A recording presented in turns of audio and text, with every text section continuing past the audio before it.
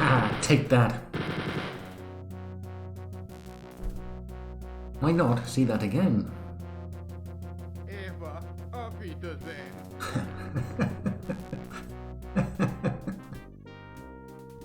Ah.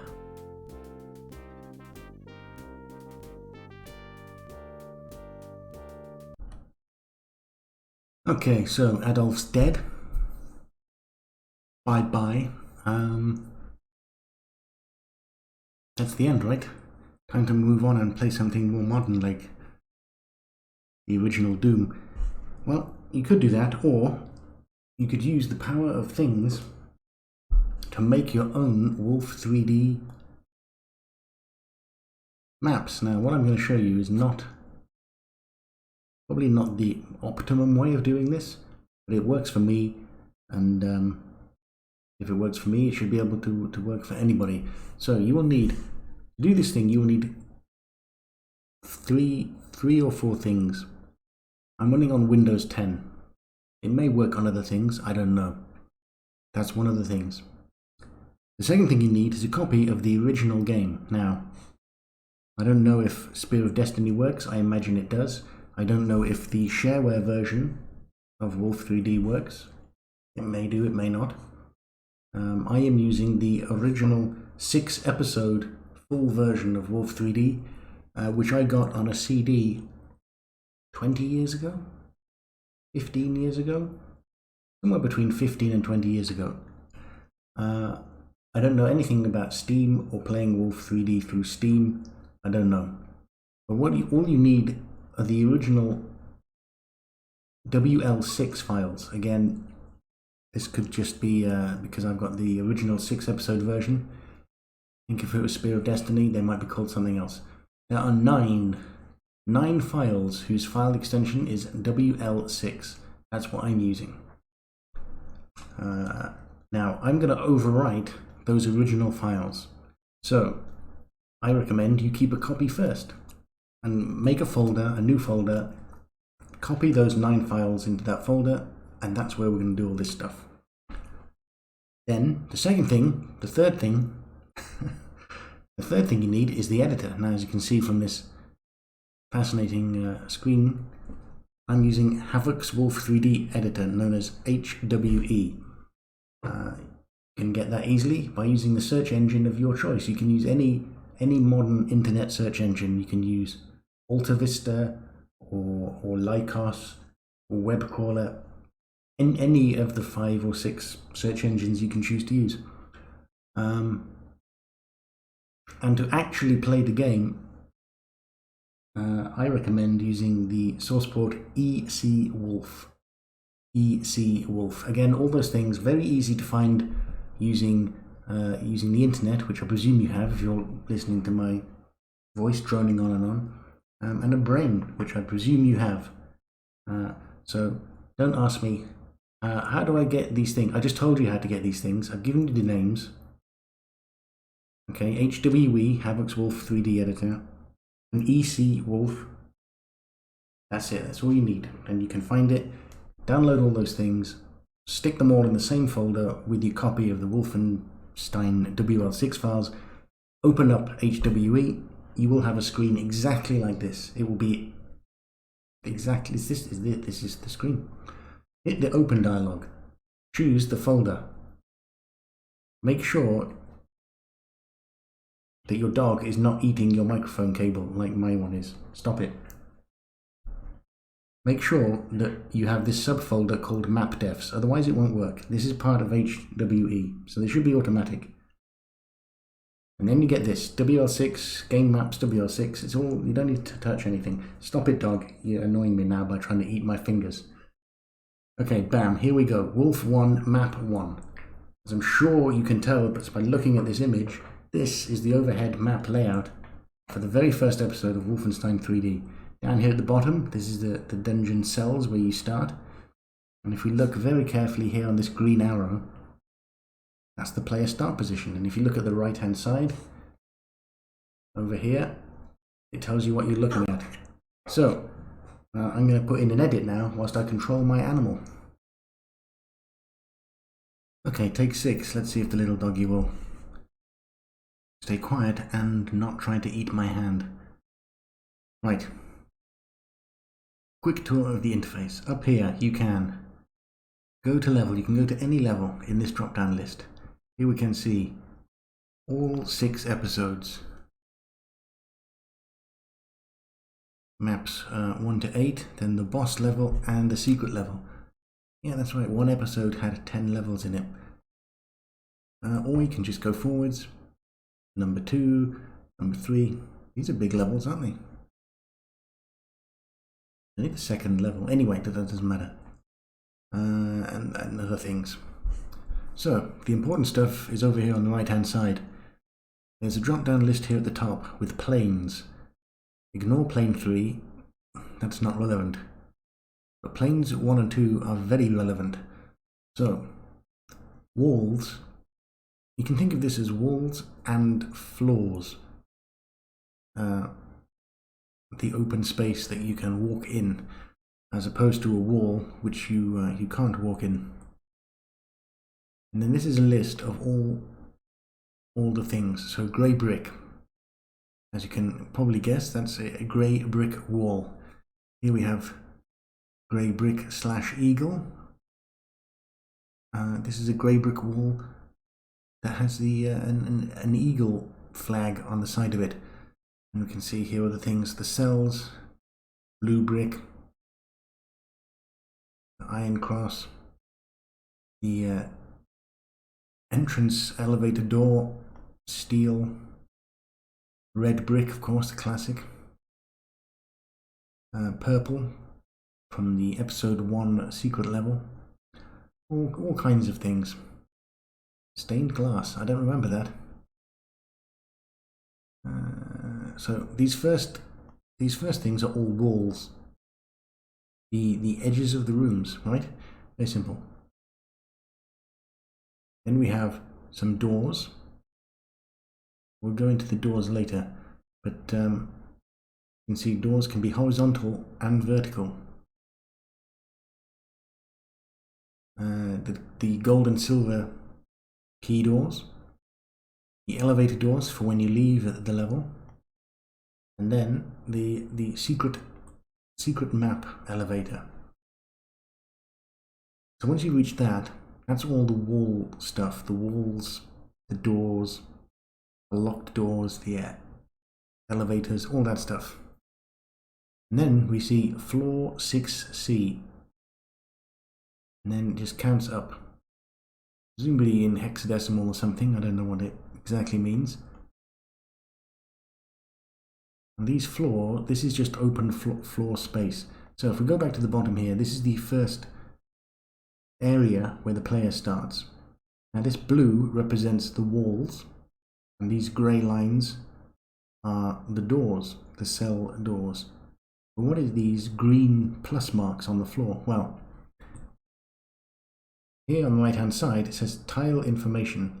So every tile, which is every square in the map, can have a wall, which is either an actual wall or some floor, and it can have an object. It doesn't have to, but it can have both. For example, if we look here, this white circle represents a floor lamp. So this is an object. It's entirely independent of the floor. So if you when you come in here, you can see the sprite of the lamp on the ceiling. That's how that's controlled.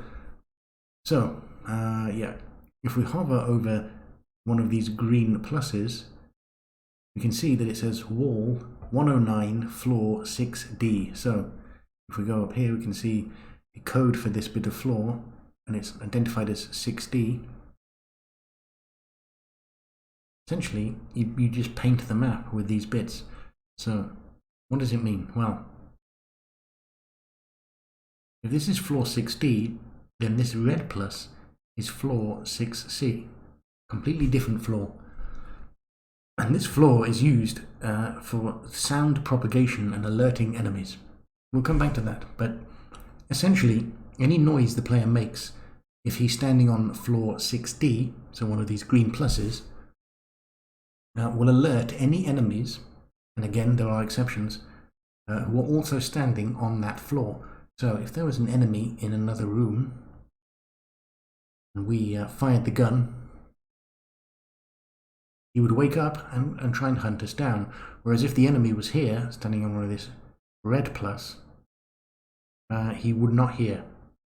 If we open the door and he gets line of sight, then he will attack. But that's the idea behind that. So yeah, these are the floors, and you have quite a lot of floors that you can use up to map out. So you can see here, most of the main open sections have their own color because they're defined as unique pieces of floor. So this red one is special, not special, but this room is red, this room is red. And up here we have floor 8E, which is the same as this floor over here. So the idea here is the player shoots his gun here, it wakes up the guy in here, he will come out and attack the player from behind. That's the idea. Okay, so they're the walls. And then on the second plane are the objects. The most common object, of course, being nothing. But these are all the things. Now, not every object represents something you can see in the game. So the keys do, and the treasure items, dog food, ammunition, guns, and then all the decoration, the pools of blood, barrels, oil drums, chandeliers, tables, sinks. There's a lot, isn't there? Hanging skeletons. And of course, all the monsters, the enemies. Each, if we just take a look at, for example, here we go. If we have a look at this guy, Officer 1, that means this will appear in level 1 difficulty. But it will also appear in all levels of difficulty higher than that. So this represents the minimum level of difficulty, Officer 1. So if we find, for example, Officer 4, where's he? Here. Officer 4, so he will only appear on level 4 maximum difficulty, whereas Officer 1 will appear on 1, the easiest, and everything harder. Okay, but apart from the obvious stuff like treasure and ammunition and health, there are some special tags that are not visible in the game, such as the start position. So you have 4 cardinal directions of the direction the player starts the game in. So again, episode 1, map 1, the player starts in this cell, looking in this direction. And we just put the mouse over here, we can see object 124, a dead guard. So when you start the game, you are indeed looking at the dead guard to give the narrative that BJ has killed that guard and is now free to escape. Let's have a look at some other things. Yeah, the secret door, of course, the famous push walls. That is indicated by the white square outline. So here we have, again, if you look over here, the tile information, we have a bit of wall, but the object is the secret door, and that makes it a push wall. This bit of wall will move back 2 spaces. It will actually move back until it hits another wall and can't move any further. But there was something vaguely I remember here about how much space you're supposed to leave behind it for the wall to slide back into. It doesn't matter for now. Let's see, what else do we have under objects? We have decoration. Yeah, so every enemy comes in 2 variations, apart from the difficulty. So here we can see guard 1. The guard is the most basic brown uniformed soldier. It says here standing, so he's stationary. And he has, again, 4 directions. That's the direction he's standing, looking in. If we scroll further down, we will see, here we go, guard 1 moving. Now, one of the few things where Wolfenstein 3D had features that were absent in Doom is that the enemies have patrol routes. In Doom, every monster is stationary until he wakes up, whereas in Wolf 3D, some of the guards and the dogs are actually wandering about. Again, I will look at that later, but this is how you define a moving enemy. And then at the bottom we have the bonus Pac-Man ghosts from one of the secret levels, and then we have the boss characters, Hans Gross, of course, from episode 1, and Adolf himself. And then right at the very bottom, turning points. That's used to define patrol routes for roaming monsters. They won't roam wherever you want. You have to set up a patrol route which they then follow. And then an end game trigger. I think that's used at the end of episode 1. You stand on that and you finish the episode. Okay. So, that's highly interesting, you say, and very eruditely explained. Thank you very much. You're very perceptive. So, it's a little bit like just painting in MS Paint. If we choose the walls, this is all grey brick. So this is essentially nothing. If we left click here on nothing, we're now carving out a space that doesn't contain anything. The player shouldn't enter that. That's very bad. We should choose some floor, and I'll go right to the bottom and choose floor 8F. Now, we can, in the old days, you'd have to do that and manually fill it in, which is highly tedious. Now you can just pick on the little icon and flood fill. Bam, super easy. So this defines a floor space that the player can exist in, surrounded by a grey brick wall, the famous grey brick wall. Maybe we want to use the very nice red brick. So choose the correct tool, and now our square room is surrounded by a red brick wall. And we can decorate it by using some of the variants.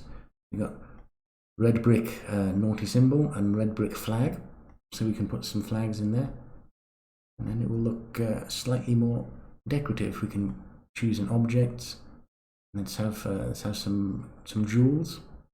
Just dot them on.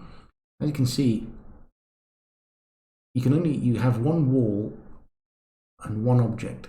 So if you have a treasure pile, you can't put anything else on top of it, such as monsters or doors. You can only have one thing.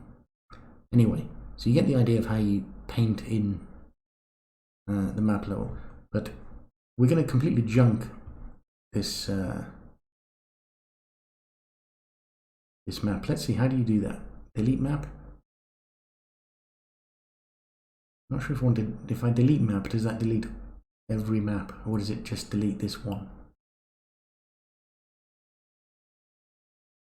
You would think that I knew this. I don't know this. Here we go. Clear map. Are you sure you want to erase the current map? Yes, please. Bam. It's all gone. So we have nothing. It's all grey brick, is it? That must be the default. So let's very quickly do exactly what we did last time, but in reverse. We'll choose walls. Not objects, walls, thank you. We'll choose floor 6C, because that's the first floor in the list. And then we'll just make a boring square. And we'll flood it. Choose the old red again. Nope. Here we go. I'm doing it wrong. Come on. Red.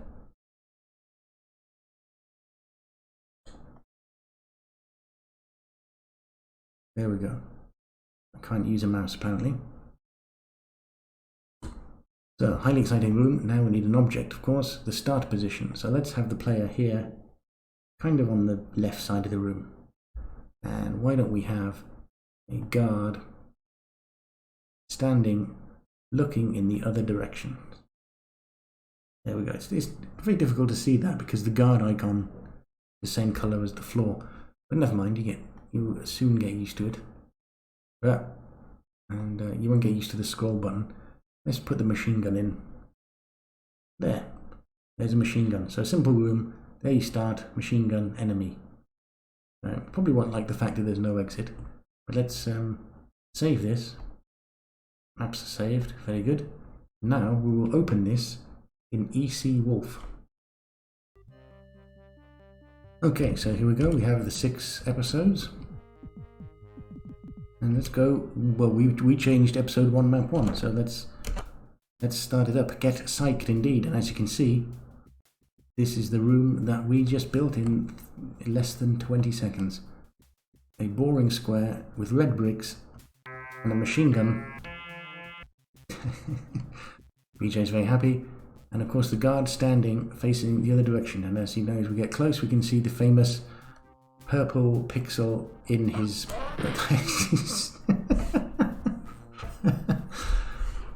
he actually gave me a heart attack. Okay, so it doesn't complain about the fact that there's no exit, but there's not much else we can do here. But that is very loud. Let's go back to the map editor. Okay, so what does Wolfenstein 3D need? It absolutely needs 1,000 blue doors. So let's scroll down here. Door vertical. Here we go. There's now a door. Now we're going to make a second room, which means we need a second floor. We could use the same floor, but I'm going to use a different floor. And this time I'm going to put some slight weird things in the... It's not a square, basically, that's what I'm trying to say. So we still have our guard there. We have a door there. And let's just quickly demonstrate how to make an entrance. An exit. The exit elevator. You need to choose this yellow 21 elevator block. Now, one of the weird things about the elevator is that it has to exist on the kind of east-west axis. You can't have an elevator that you go into facing north or south. It has to be east or west. And you have to make a little... Just do that. Essentially, we've enclosed this central space. So the game engine is looking for this setup.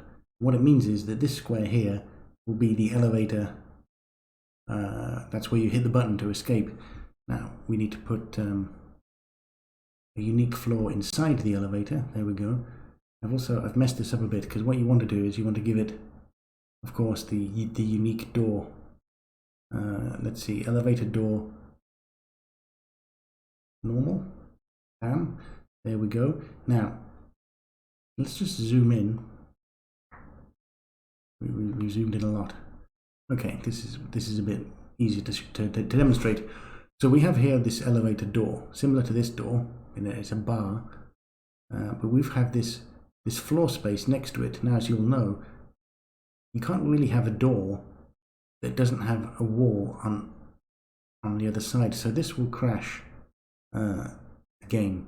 You have to get rid of this. So we need to go choose grey brick, just plop that in there. So now the door successfully has a wall on either side. We have this pattern here for the elevator. Whilst we're here, let's put in a secret. Let's put in a secret bit of room. So classic thing would be if we make that a push wall and then have a secret room here on the side. Then we need a little bit of space for the secret door to move into. If we do that, at the moment there's no actual wall. There's just floor. We need to choose something something obviously suggesting that there could be a secret. We'll take this bit of wall, this grey wall with a map on it, and plop that there. So that will be the bit of push wall. To make it so, we need to go back to objects. Where is it? Secret door, here we go. has the white outline. So now player comes here, sees the map, it obviously looks out of place. The tile will then scroll back into that position, revealing this secret area here, which we will now fill with jewels. What else can we have? Why don't we have a chandelier? That's nice, isn't it? And let's have some oil drums in the corner of our starting room. Table with chairs can go in that alcove. Oh yes, the famous white columns. Let's put a couple in there.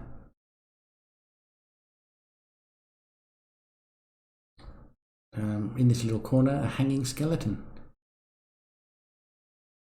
I think that's enough for now, isn't it? That demonstrates quite a few things.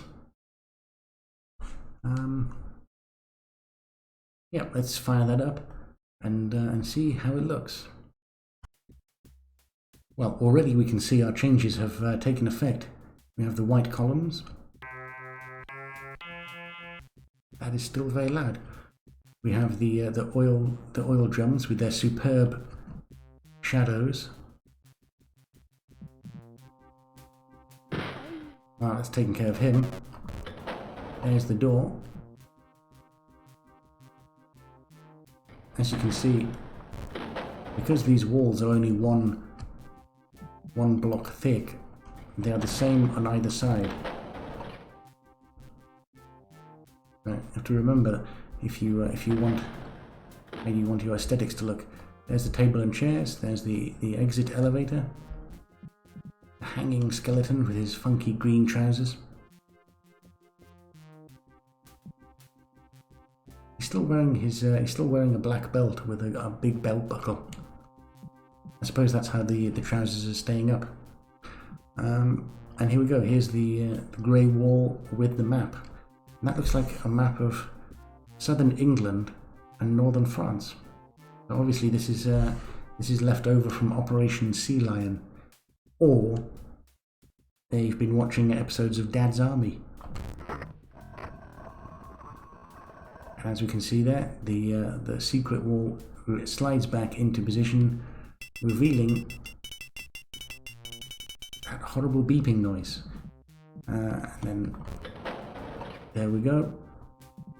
So as you can see in the map editor, these walls were all the same wall. They were all just a yellow square. But the engine knows that this one is the fancy levers. I was scared by the door closing behind me. And this one, the north and south one, have a handrail. So there we go. Bam.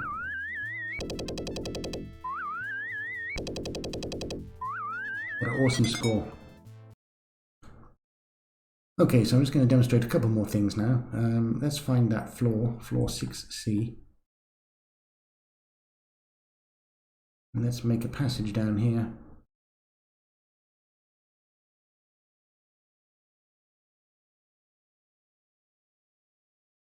And then this time we're going to have some blue wall in the middle. There's some kind of interior, not exactly design, is it? But this is a very large room that has two square wall structures in the middle. And this is where we're going to demonstrate our patrolling enemies. So if we go back to objects, and at the bottom we can see turning points. So these arrows define patrol routes. How does that work? Well, you have to imagine the monster is walking. When the map starts, moving monsters are walking in the direction that they are set. So perhaps we should start with that. We go to guard 1. Guard 1 moving. We'll have him moving to the right. So let's not choose guard 1 because he doesn't stand out much. Let's choose officer 1. Here we go. So here we go. He starts here and he's going to start walking that way. But you don't want him to just walk into that wall and stop. you want him to circle around the main room.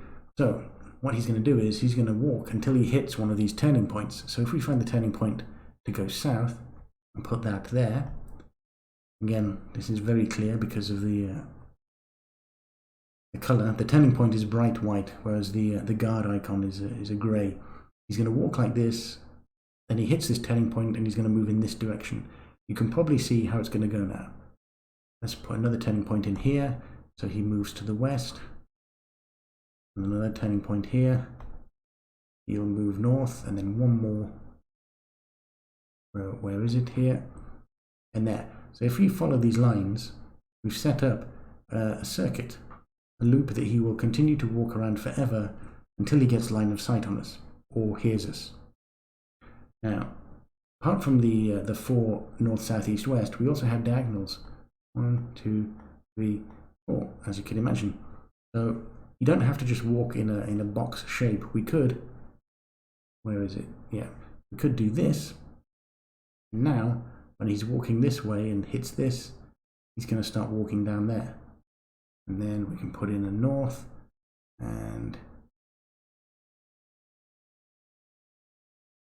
he's going to walk down to here, and we'll need one more turn to the right to complete the circuit. There. So he's going to start walking, go south, go west, go north, go east, go southeast, go north, go east, and then that continues. So that's a patrol path. Now then, to make sure we don't get any disturbances, I'm going to change.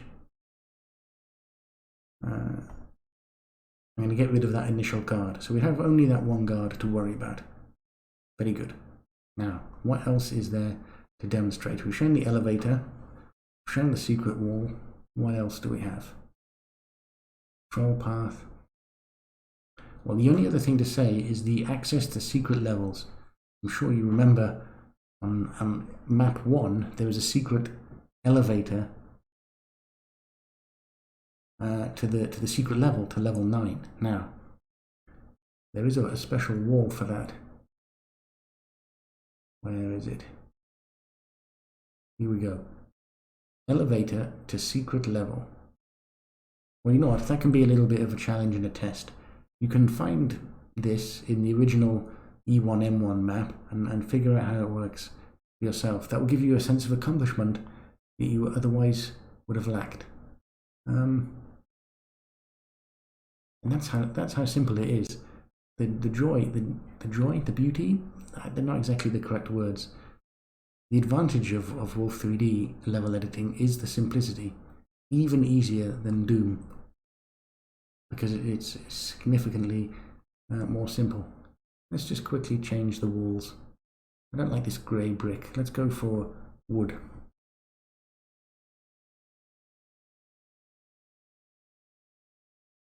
Except for at the bottom.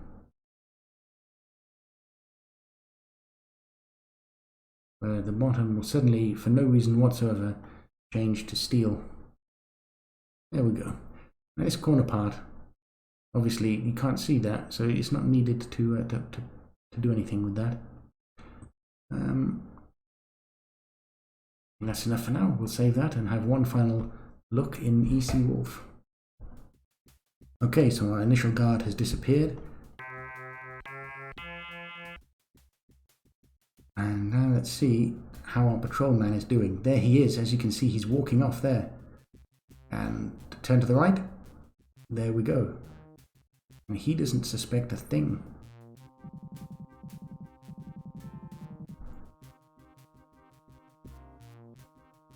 He appears to have purple in his hat.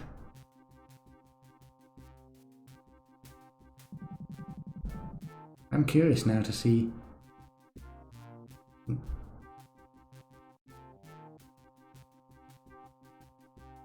That's interesting. I don't know if it's intended that if we look to the right, he appears to be walking to his left. Fascinating. He's very slow, isn't he?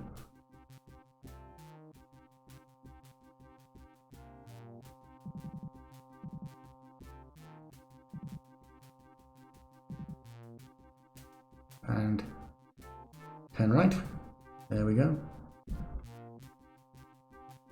I'm not sure I would wear blue boots with that white waiter's uniform he's got.